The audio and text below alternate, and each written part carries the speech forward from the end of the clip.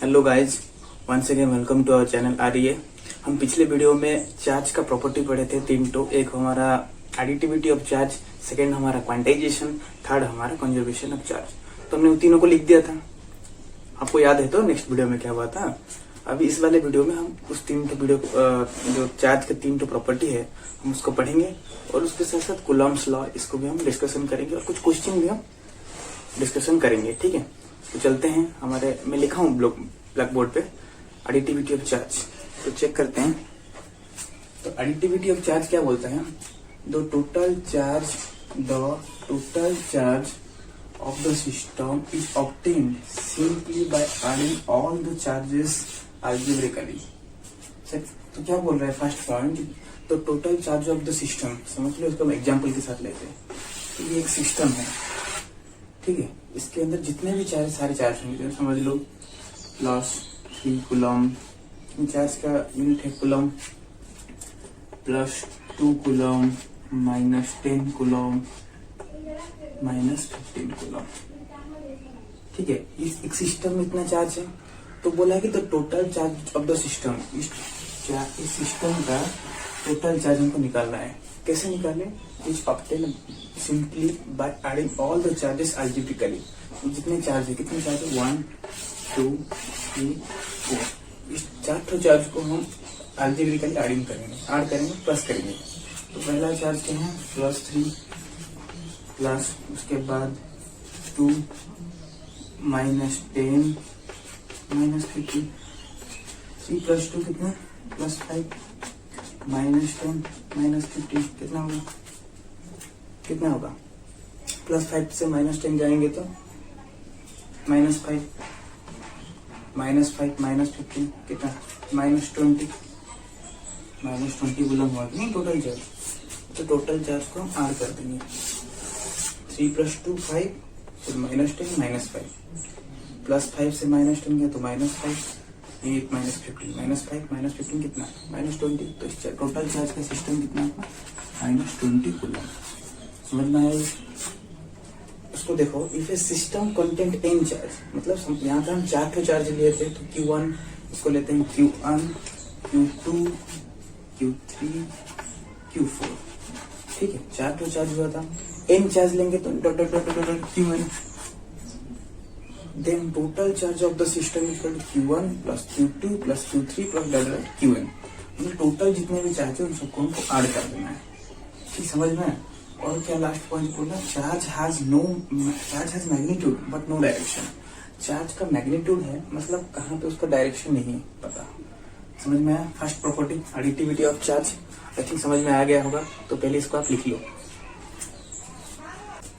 तो बच्चों, हमने फर्स्ट एडिटिविटी ऑफ चार्ज पढ़ लिया। सेकंड है हमारा क्वांटाइजेशन। तो क्वांटाइजेशन क्या बोल रहा है? क्वांटाइजेशन बोल रहा है कि the smallest charge that can be added और removed from a body is the charge electron. क्या बोल रहा है? हाँ, जितने भी चार्ज बॉडी है, ठीक है, चार्ज बॉडी का, यदि इस चार्ज बॉडी में हम कुछ चीजें ऐड करेंगे या उसमें कुछ चीजें रिमूव करेंगे, निकालेंगे, तो उसमें क्या बचेगा? सबसे छोटा चार्ज है इलेक्ट्रॉन। चार्ज बॉडी का सबसे छोटा चार्ज है इलेक्ट्रॉन, बोला है ना। The smallest charge that can be added और रिमूव्ड फ्रॉम ए बॉडी। कोई भी छोटा चार्ज यदि हम बॉडी से एडिंग करेंगे मतलब डालेंगे, रिमूव मतलब निकालेंगे, तो वो छोटा सा चार्ज क्या है? इलेक्ट्रॉन है। इलेक्ट्रॉन का मतलब ये माइनस हम डिनोट करते हैं। ठीक है, तो नेक्स्ट पॉइंट बोला है, if the charge on A body is Q, तो एक बॉडी का चार्ज Q है, then Q = N। Q = N मतलब N यहाँ पे क्या है? इंटीजर है। इंटीजर मतलब हमारा जितने भी नेगेटिव -2 -1 ये सब इंटीजर के अंदर और क्या आएगा? 0 आएगा, और क्या आएगा? +1 और +2, यहाँ में लगेगा। तो क्या है? इंटीजर है। और E का वैल्यू क्या है? हमने पीछे क्लास में पढ़ा था, E का वैल्यू -1.6 × 10⁻⁻⁹ कूलम। E मतलब इलेक्ट्रॉन। मैं अभी आपको एक क्वेश्चन पूछूंगा। मैं इलेक्ट्रॉन का यहाँ पे लिख दिया था, पिछले क्लास में प्रोटॉन का लिखा था QP ऐसे लिखा था। QP का वैल्यू मेरे को कौन बोलो? जल्दी बताओ, कमेंट बॉक्स में लिखो। QP का वैल्यू क्या होगा? देखते हैं आता है कि नहीं। मैं लिख दूं? चलो लिख देता हूँ। सिर्फ कुछ नहीं बच्चों, यहाँ पे माइनस, यहाँ पे से प्लस साइन देगा। 1.6 into 10 to the power minus 19 coulomb. ये है इसका, ये इसका वैसे प्रोटॉन का क्वांटाइजेशन मतलब क्या? सबसे छोटा चार्ज क्या? इलेक्ट्रॉन। इलेक्ट्रॉन का वैल्यू कितना? -1.6 into 10 to the power minus 19 coulomb. हमने मैं क्वेश्चन में पूछा था प्रोटॉन का, +1.6 into 10 to the power minus 19 coulomb. I think हमने एडिटिविटी ऑफ चार्ज समझ में आ गया, क्वांटाइजेशन समझ में आ गया, बाकी बचा कंजर्वेशन ऑफ चार्ज। तो कंजर्वेशन ऑफ एनर्जी आपने पढ़ा होगा। एक energy can be neither be created nor be destroyed, मतलब वो एनर्जी कभी खत्म नहीं होगा कि हम उसके अंदर और नहीं डाल सकते। ठीक है, फिर ठीक उसी तरह कंजर्वेशन ऑफ चार्ज क्या है? फॉर एन आइसोलेटेड सिस्टम, एक आइसोलेटेड सिस्टम में charge can neither be created nor be destroyed. That is the net charge on the isolated system remains constant. तो यहाँ पे एक आइसोलेटेड सिस्टम दिया गया। तो व्हाट इज आइसोलेटेड सिस्टम? एक ऐसा सिस्टम जहाँ पे हम कुछ चीजें डाल नहीं सकते या उससे कुछ चीजें निकाल नहीं सकते, उसको बोलते हैं आइसोलेटेड सिस्टम। समझ में आया? समझ में हम ड्राइंग करते हैं, एक आइसोलेटेड सिस्टम है। क्या बोला? आइसोलेटेड सिस्टम में charge can neither be created, मतलब समझ ले सिस्टम में 2 कूलम +2 कूलम और -3 कूलम चार्ज है। कितने चार्ज है? +2 कूलम और -3 coulomb. Charge can neither be created, मतलब इसके अंदर हम और चार्ज नहीं डाल सकते, इस चार्ज को हम डिस्ट्रॉय नहीं कर सकते, वो जितना है उतना ही रहेगा। तो समझ लो उसका कितना वैल्यू है? 2 कूलम -3 कूलम, प्लस करेंगे ना, प्लस माइनस दिया तो -1 कूलम इसका टोटल चार्ज है। तो इसके अंदर और चार्ज हम आन नहीं कर सकते, इसको हम निकाल नहीं सकते। That is the net charge on the isolated system remains constant, मतलब -1 कूलम ही -1 कूलम रहेगा। उससे -1 कूलम -10 कूलम नहीं हो जाएगा कि -20 कूलम कि 0 कूलम नहीं हो जाएगा, जैसा है वैसा ही रहेगा। चार्ज की 3 तो property clear, additivity of charge, second है क्वांटाइजेशन, थर्ड है हमारा कंजर्वेशन ऑफ एनर्जी, चार्ज। समझ में? मैं जितना भी पढ़ा उससे रिलेटेड एक क्वेश्चन दिया हूं, तो पहले हम देख लेते हैं क्या है क्वेश्चन। क्वेश्चन पढ़ते हैं और समझते हैं क्या क्वेश्चन दिया है और ऑप्शन भी दिया है। तो आप थोड़ा उस क्वेश्चन को थोड़ा करिए, हम भी देखते हैं कितने तक हो पाता है कि नहीं। तो क्या बोला है? when 10 to the power 4 electrons are removed from a neutral metal sphere, the charge on the sphere become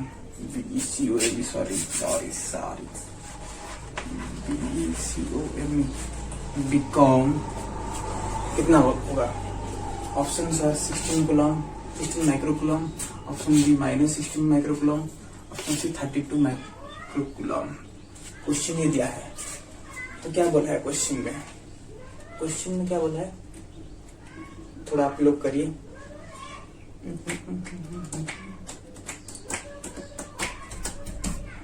I think कर लिया होगा, कौन सा होगा? तो हम थोड़ा सॉल्व करते हैं क्या क्वेश्चन दिया है।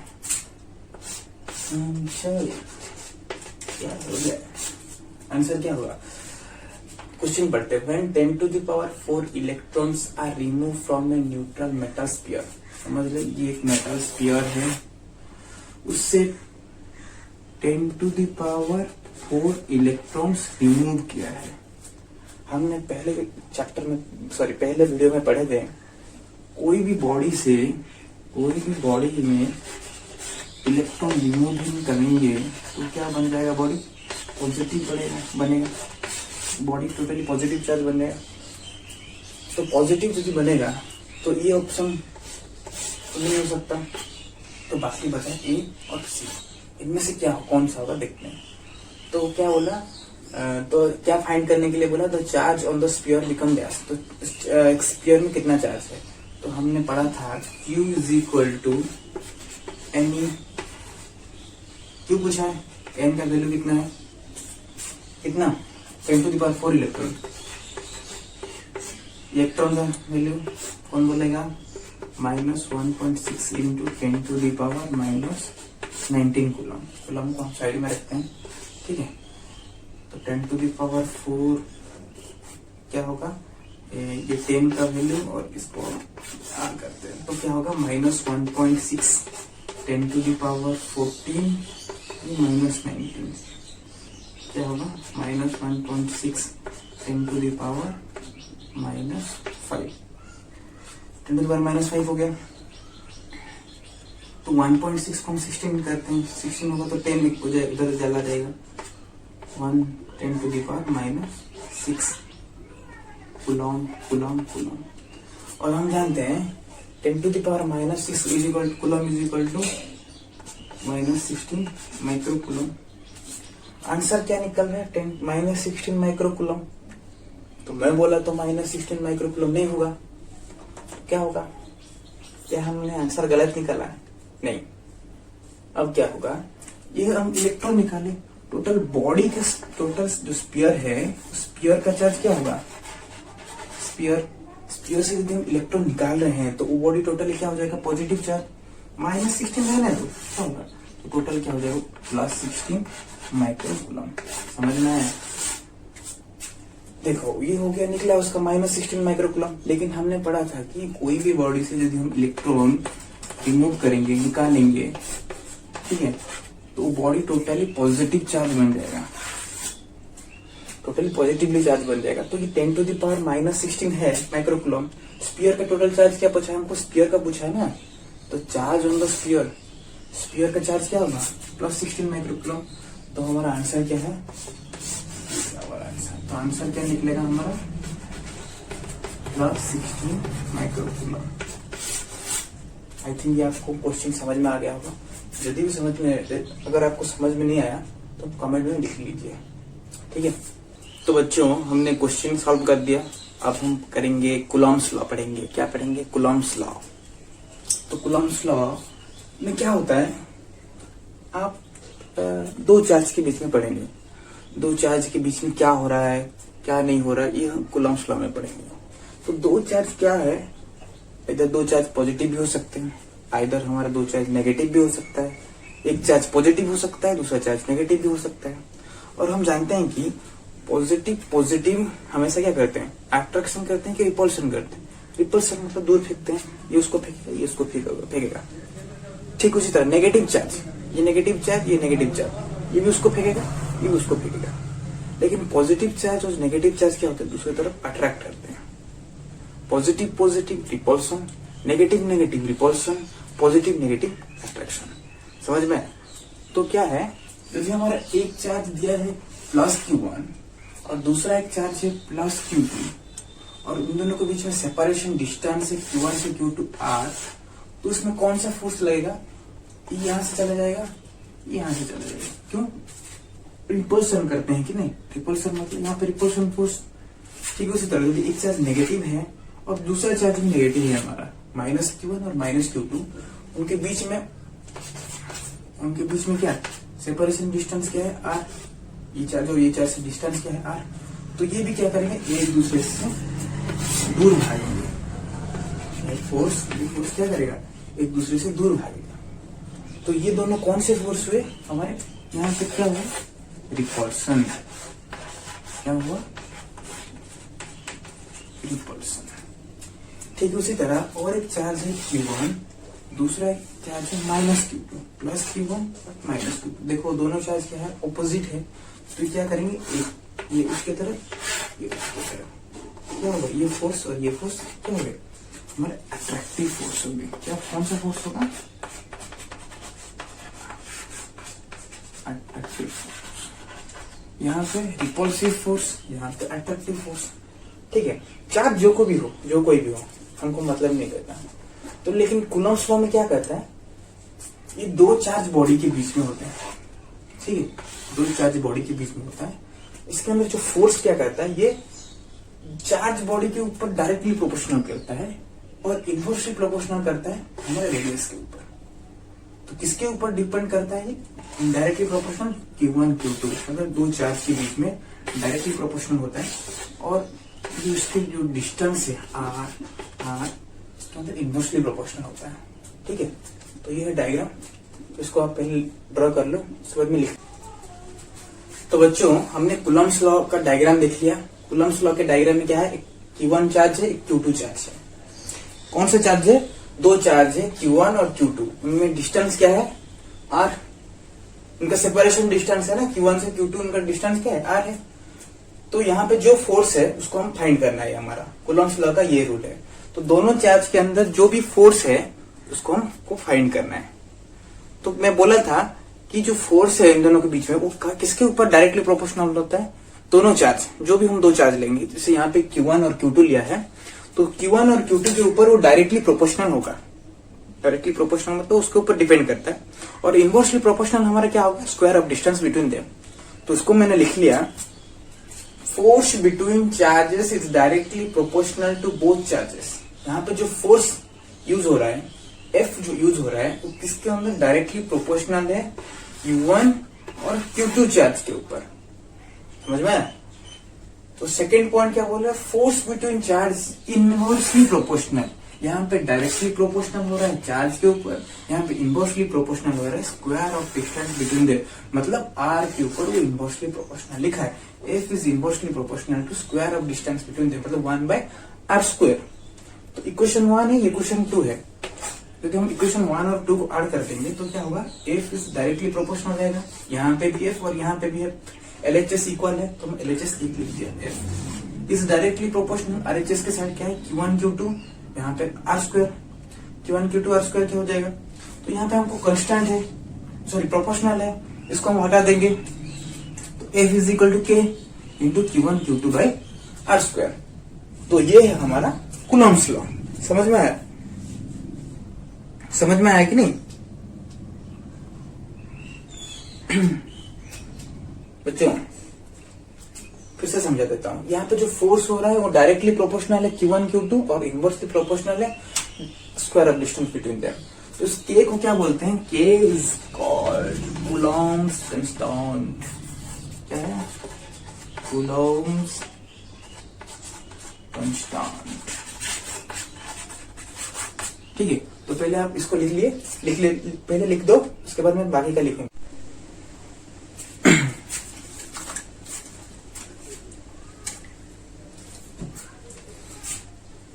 तो बच्चों हमने लिख लिया, force is equal to F is equal to K into Q1 Q2 by R square.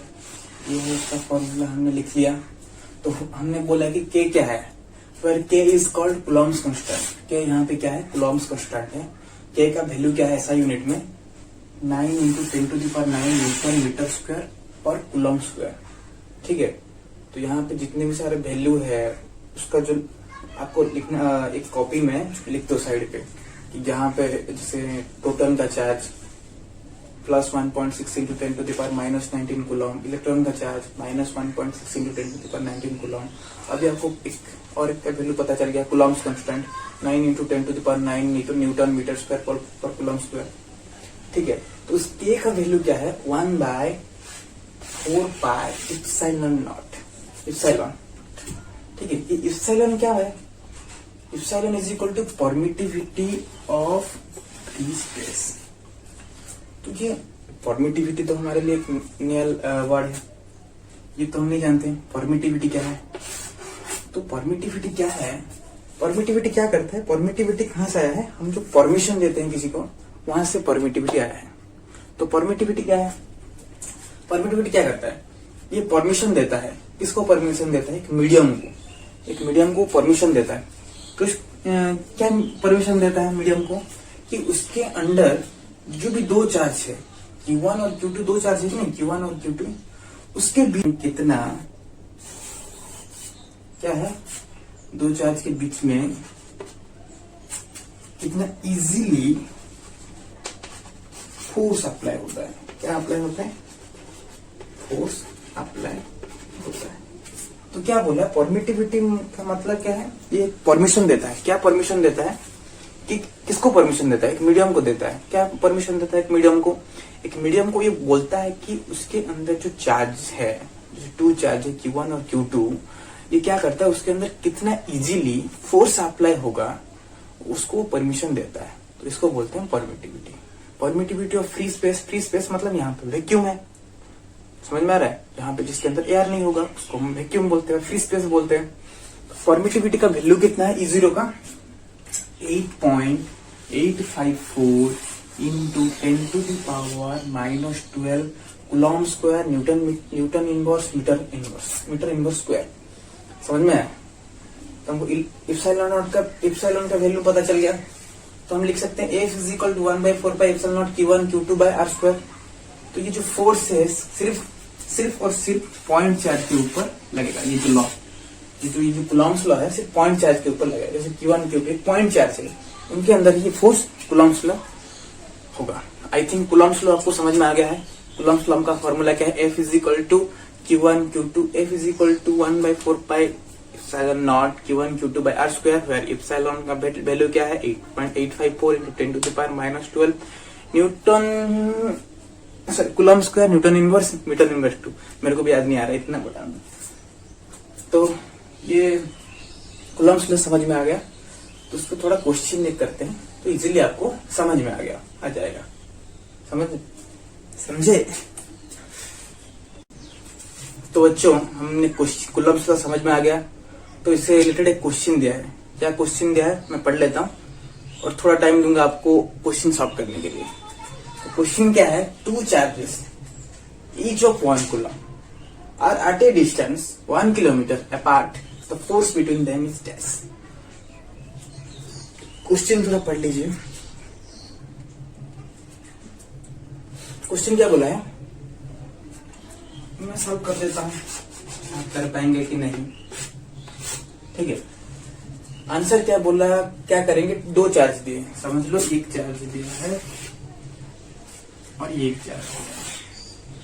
उस चार्ज का वैल्यू क्या है? एक चार्ज का, इसका 1 कूलम और इसका भी 1 कूलम ईच ऑफ चार्ज। और डिस्टेंस कितना दिया है? 1 किलोमीटर। इन दोनों के बीच में डिस्टेंस कितना है? 1 किलोमीटर।